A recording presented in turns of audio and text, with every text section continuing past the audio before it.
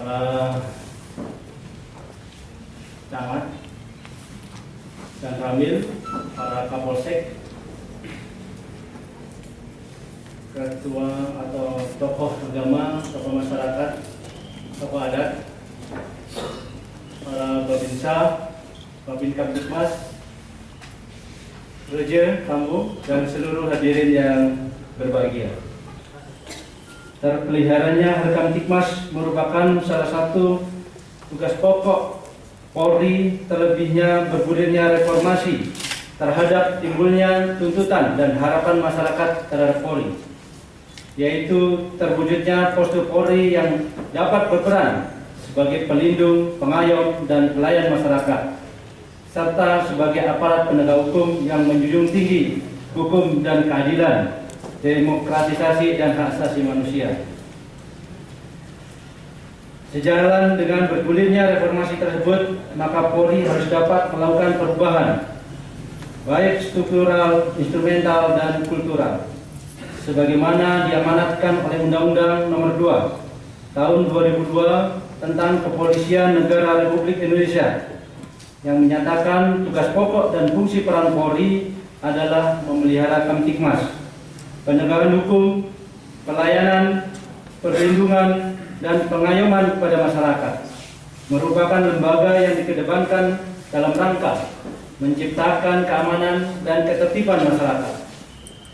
Namun demikian, dalam rangka mewujudkan situasi yang aman dan tertib, kepolisian tidak dapat bekerja sendiri. Hal ini disebabkan karena dimensi keamanan itu sendiri adalah sangat luas dan kompleks, tidak sebanding dengan keterbatasan yang dimiliki Polri.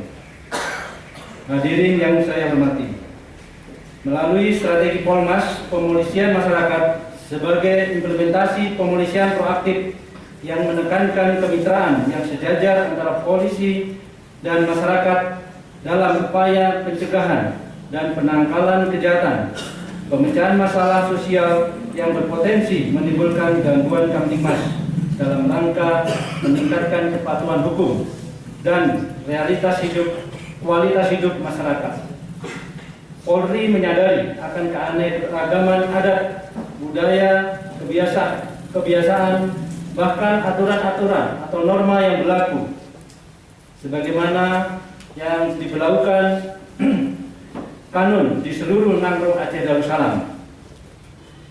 Peran anggota Polri melalui Babin Kamtibmas dan mitra kita Babinsa dari rekan TNI merupakan ujung tombak dalam menjalankan tugas-tugas khususnya di pedesaan.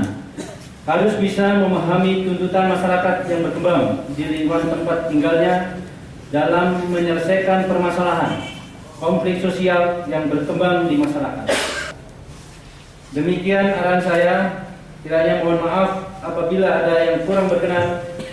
Saya akhiri dengan wabillahi taufiq wal hidayah. Wassalamualaikum warahmatullahi wabarakatuh.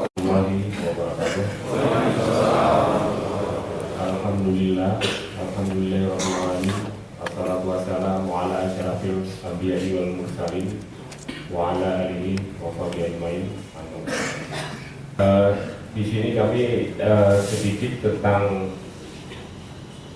mengulas tentang peran dan fungsi TNI, khususnya Kodim sebagai satuan komando kewilayahan di wilayah Kodam Iskandar Muda.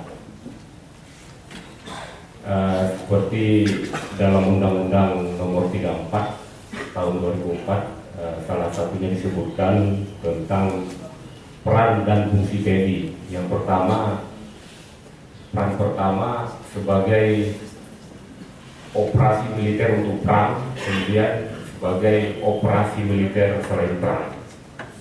Ya, kita di sini terutama Kodim banyak berperan tentang operasi militer selain perang. Di antaranya salah satunya tentang membantu pemerintah daerah untuk mensejahterakan masyarakat di wilayah. Itu yang paling ketara kita laksanakan. Karena selama ini ada anggapan bahwa tentara ini perannya hanya untuk perang. Itu sebenarnya image-image zaman dulu itu.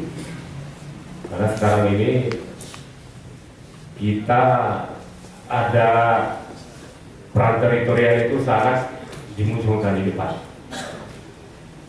Dengan ujung tombaknya para dan Ramil dan para Babisa. Jadi dengan adanya acara-acara seperti ini sangat bagus sekali, terutama unsur pimpinan bawahan para Babisa, para Rejil. Ya, kami harapkan bapak-bapak Rejil di sini.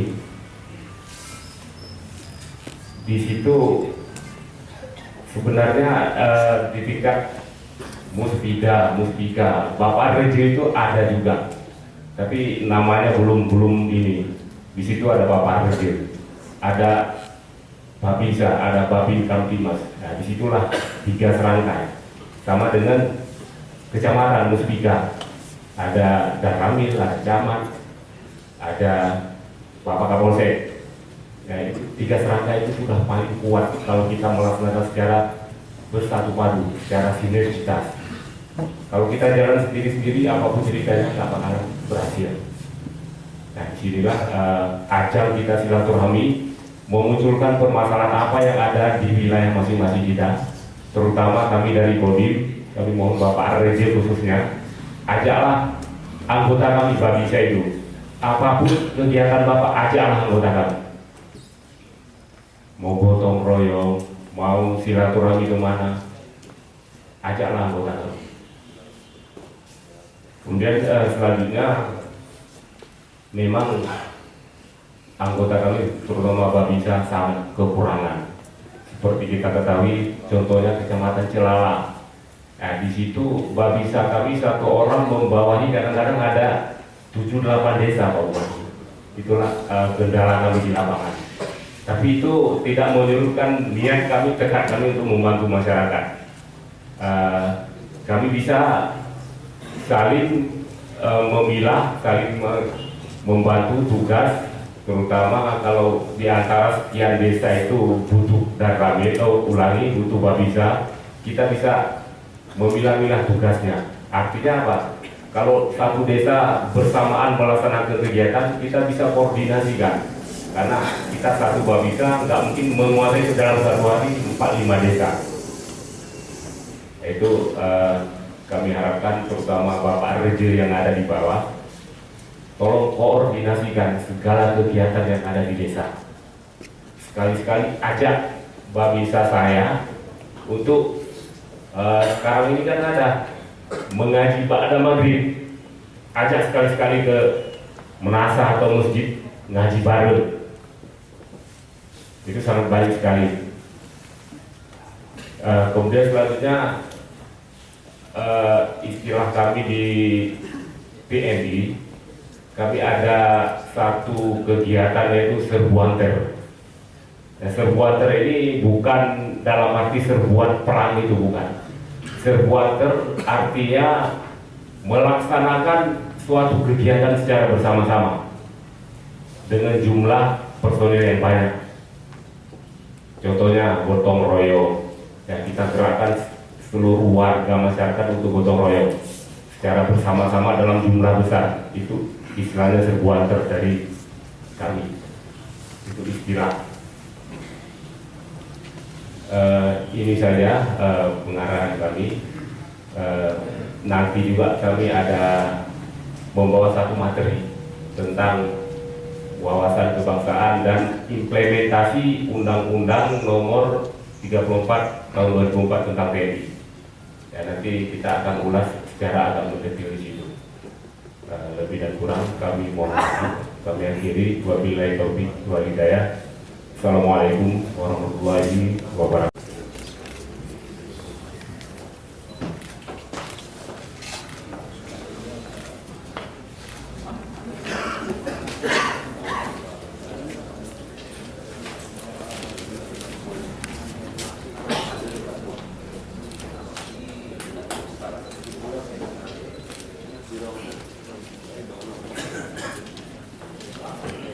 Dilanjutkan dengan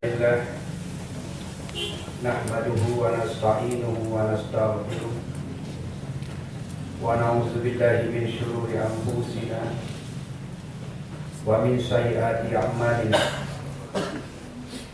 من يهده الله فلا مضل له ومن يضلل فلا هادي له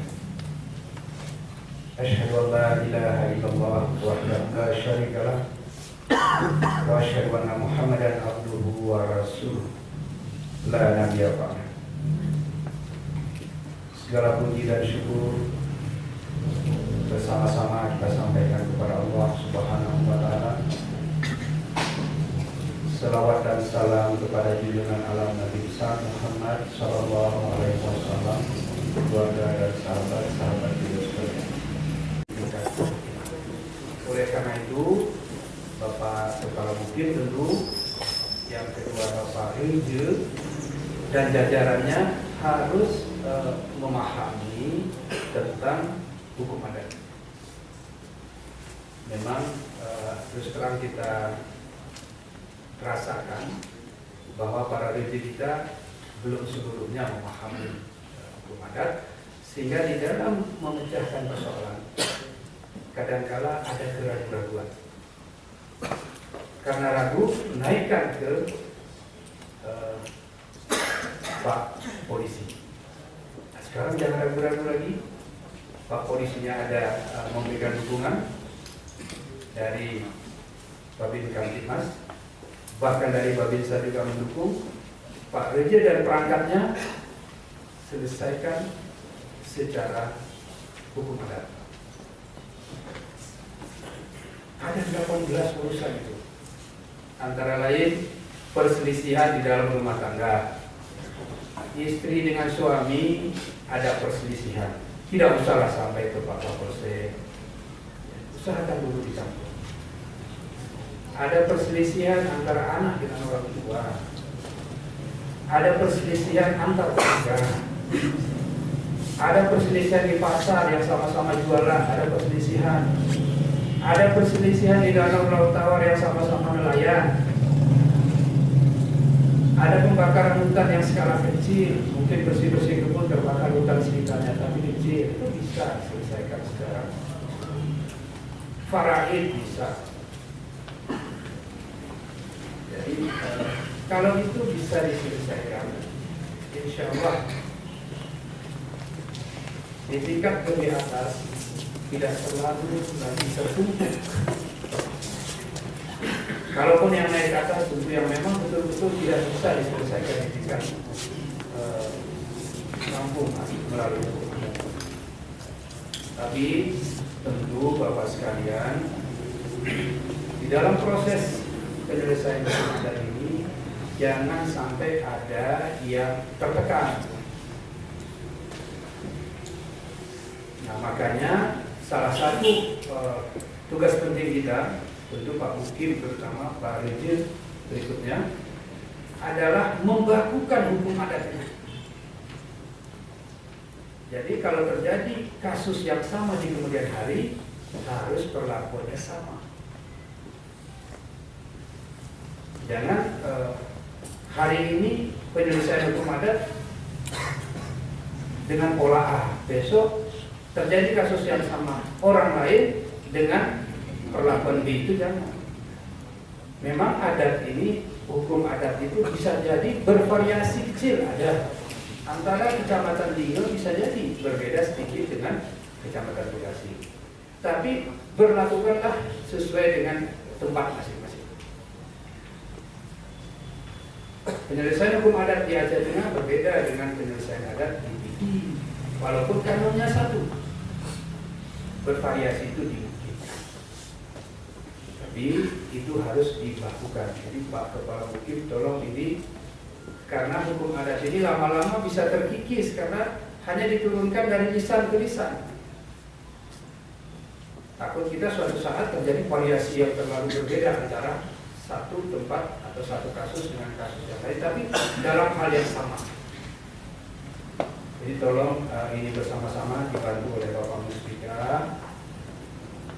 Apa yang diselesaikan melalui hukum adat yang 18 urusan itu, yang 18 contoh itu dibakukan dalam bentuk petunjuk, sehingga para retail dalam penyelesaian di kampung mengacu kepada. Tolong dibantu ini Pak Camat, tolong dibantu Pak Puspika supaya ada. Terima kasih. Diawali kalimat Bismillahirrahmanirrahim. Pertemuan diskusi tentang hukum adat hari ini secara resmi kita mulai. Assalamualaikum warahmatullahi wabarakatuh.